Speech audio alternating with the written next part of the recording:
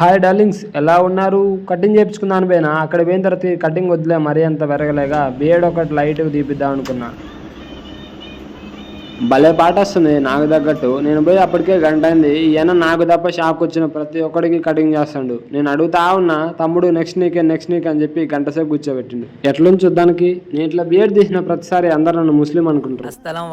బియ్యాలు ఏమైనా రాళ్ళు నేను చూద్దాం అనుకుంటే సగం బియ్యం చేజారి కింద పోయి పొద్దున్నే బట్టలు మొత్తం నానబెట్టినా. ఇంకా పెట్టాల్సినవి కూడా చాలా ఉన్నాయి. నా తెలియని విషయం ఏంటంటే ట్యాంక్ లో నీళ్ళు లేవు, మోటార్ మొత్తం పాడైపోయింది.